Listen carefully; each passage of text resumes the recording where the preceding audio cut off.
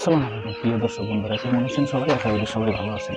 তো আমার মুরগির আজকে অলরেডি 4 দিন বয়স হয়ে গেছে। আর দেখতে পারতেছেন মুরগির চেহারা কিন্তু তেমন সুন্দর হয়ে গেছে আগের থেকে। যে সময়গুলো আইছিল তখন কিন্তু মুরগিগুলো খুব ছোট আছিল, এখন কিন্তু মাসাল্লাহ অনেক বড় হয়ে গেছে মুরগিগুলো। তো এদের জীবনটাও কিন্তু খুব অদ্ভুত বন্ধুরা। তার কারণ হচ্ছে এদের জীবনটাই হচ্ছে মাত্র 35 থেকে 37 দিনের। তো আজকে অলরেডি তাদের জীবন থেকে 4 দিন পার হয়ে গেছে। তার কারণ হচ্ছে আর সামনে আছে এই মুড়ে 30 থেকে 32 দিন। তো এই 32 দিন পরে মুরগি কিন্তু খাওয়ার জন্য রেডি হয়ে যাবে।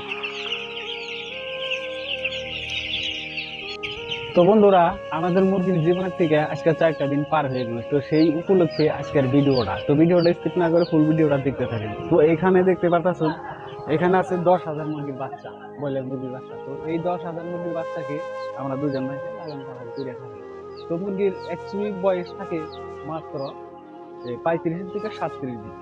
এই 37 দিনের মধ্যে এরা কিন্তু 2 কেজি 2.5 কেজি করে ওজন হয়ে যায়। তার মধ্যে আজকে অলরেডি 4 দিন পার হয়ে গেছে। তো দেখতে পাচ্ছেন বন্ধুরা, দানা পানি সব দিয়ে কিন্তু রেডি করা আছে। ওরা কিন্তু 24 ঘন্টা খালি খাওয়ার পালেই থাকে, মানে কোনো একটা সময় যায় না যে ওরা খায় না। তার কারণ খাই দেখে বোধহয় এত বড় হয়, কারণ 35টা দিনে 2 কেজি 2.5 কেজি করে একটা মুরগি হওয়াটা মুখের কথা। সাধারণত এই 35 দিনে একটা মুরগিকে 2 কেজি 2.5 কেজি বানানো কিন্তু খুব একটা মুখের কথা। তো দেখতে পাচ্ছেন বন্ধুরা, এই যে দানা গুনে দিয়ে রাখছি, তো ছোট ফিটারেও দানা গুনে দেওয়া আছে অলরেডি, আবার এই বড় বড় ফিটারেও দানা গুনে দেওয়া আছে। তার কারণ হচ্ছে কি, তার কারণ হলো ছোট ফিটারে যখন ওরা দানা খাইতে থাকবে, কি জানি ধরো এখানে 10,000 মুরগি আছে, তো খাইতে কি জানি ডিস্টার্ব হবে, তো সেই জন্যই আবার বড়টা কিন্তু দেওয়া আছে। তার কারণ ওরা যেদিকে ঘুরবে সেদিকে জানি দানাই পায়।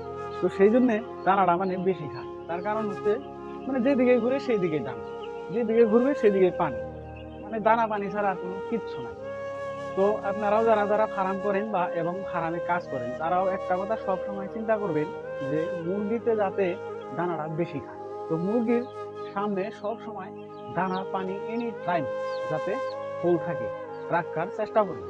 আর যদি আর কোনো কারণবশত কোনো বেমার আজার বা অসুখ বিসুখ হইলে সেটা তো আলাদা ব্যাপার, সেটার জন্য ওষুধ আছে, মেডিসিন আছে, বা সেটা ব্যবহার করতে পারেন।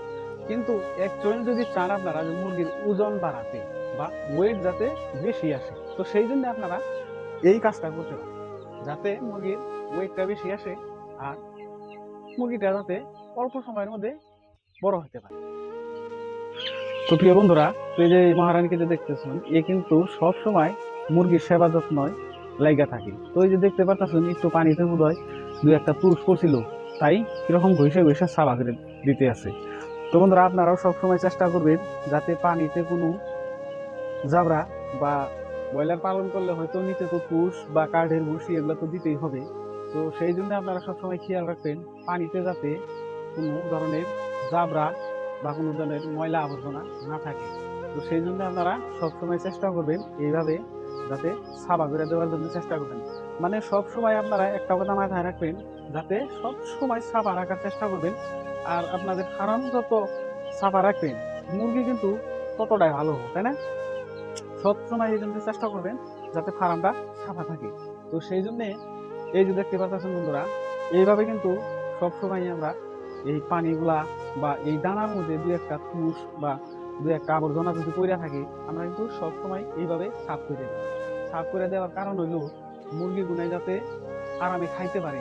আর যদি এই তুষ মুষগুলা মুরগি খায়, তাহলে কিন্তু এই ব্রয়লার মুরগির একটা অভ্যেস খারাপ আছে কি, তাদের গলার মাঝে একটা সাউন্ড হয়।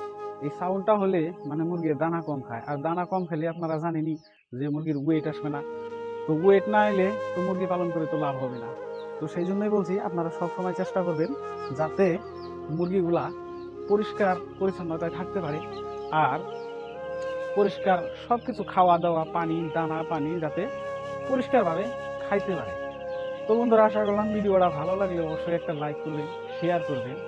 আর আমাদের নতুন চ্যানেল ফার্মের বিষয়ে যে কোনো বিষয়ে যদি আপনারা জানতে চান মুরগির বিষয়ে, তাহলে আমাদেরকে কমেন্ট করে জানাতে পারেন। তো সেই উপলক্ষে আপনারা চ্যানেলটা সাবস্ক্রাইব করে রাখতে পারেন।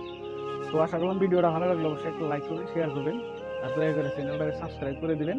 তো দেখা হচ্ছে পরের কোনো ভিডিওতে। ভালো থাকেন, সুস্থ থাকেন, আল্লাহ হাফেজ।